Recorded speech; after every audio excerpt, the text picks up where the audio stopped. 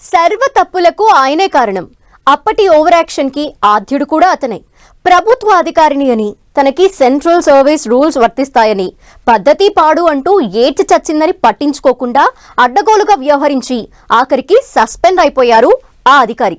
గత సర్కార్ హయాంలో అధికార దుర్వినియోగం, ప్రజాధనం స్వాహా చేశారన్న విజిలెన్స్ రిపోర్ట్తో అప్పటి సిఐడి చీఫ్ కి మంగళం పాడింది కూటమి ప్రభుత్వం.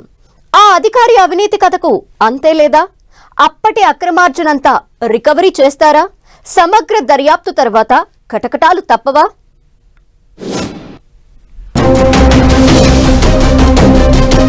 సిఐడి మాజీ చీఫ్ సంజయ్ అక్రమాల చిట్టాకు అడ్డే లేదు. ఇప్పుడు సస్పెన్షన్, నెక్స్ట్ అక్రమార్జన రికవరీ. నిధుల దుర్వినియోగంపై విజిలెన్స్ రిపోర్ట్తో యాక్ట్. ప్రభుత్వాలు మారుతూ ఉంటాయి, అధికారులే పర్మనెంట్. ఈ విషయాన్ని మరిచిపోయిన కొందరు అధికారులు గత 5 ఏళ్లలో ఉన్న ప్రభుత్వమే పర్మనెంట్ అనుకున్నారు. అందుకే అప్పటి ప్రభుత్వ పెద్దలు ఏం చెబితే అది చేసేశారట. అడ్డగోలు నిర్ణయాలు, అధికార దుర్వినియోగం, నిధుల స్వాహా చేస్తూ రాజ్యమేలారు. సరిగ్గా 6 నెలల కింద ప్రభుత్వం మారింది. అప్పటి అరాచకం ఫైల్స్ ఒక్కొక్కటి బయటకి రావడం స్టార్ట్ అయింది. అందులో మెయిన్ టాపిక్ మాజీ సిఐడి చీఫ్ సంజయ్ దే. ఆయన క్రైమ్ కహాని మామూలు స్టోరీ కాదు. పవర్ మిస్యూజ్ చేయడం అంటే ఇంత సింపులా? ప్రభుత్వ పెద్దలు చెప్పినట్లు పనిచేస్తే ఎంతైనా దోచుకోవచ్చా అని ఆయన రికార్డును చూస్తేనే అర్థమవుతోందట. Fire safety department DG, CID chief హోదాలో ఉంటూ ఆయన చేసిన అక్రమాలు, నిధుల దుర్వినియోగం లెక్కలు విజిలెన్స్ దర్యాప్తులో బయటపడ్డాయట. ఆ రిపోర్ట్ ఆధారంగా సంజయ్ ని సస్పెండ్ చేసింది కూటమి ప్రభుత్వం.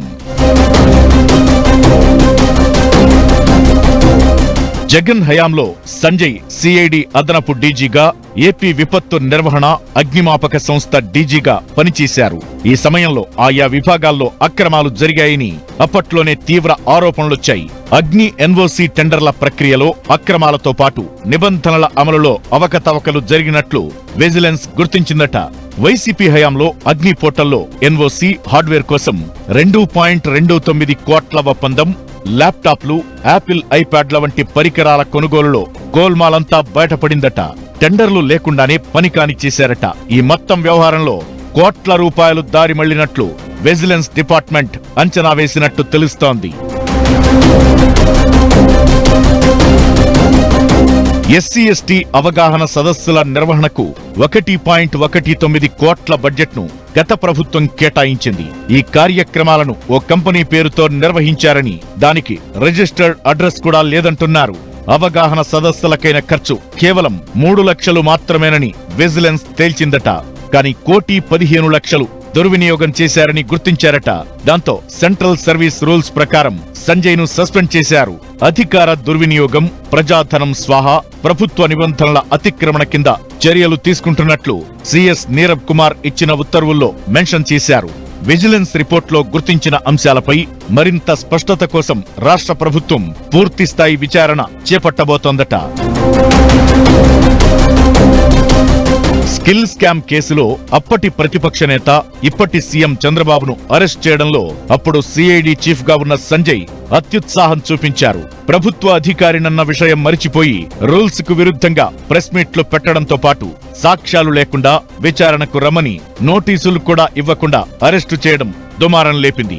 చంద్రబాబు అరెస్టు సమయంలో ప్రొసీజర్ ఫాలో కాలేదని అప్పట్లోనే టీడీపీ ఆగ్రహం వ్యక్తం చేసింది. అయితే కూటమి ప్రభుత్వం అధికారంలోకొచ్చాక సంజయ్ ట్రాక్ రికార్డు తీస్తే స్టోరీ అంతా బయటపడిందట.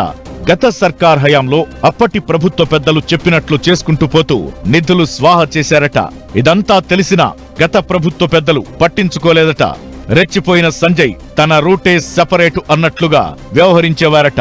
దాంతో ఇప్పుడు విజిలెన్స్ రిపోర్ట్ ఆధారంగా సస్పెండ్ చేయడంతో పూర్తి డీటెయిల్స్ బయటకు తీసి అక్రమార్జన మొత్తాన్ని రికవరీ చేయాలని భావిస్తోందట ఏపీ సర్కార్. చూడాలి మరి ఈ కేసు ఎంత దూరం వరకు వెళుతుందో.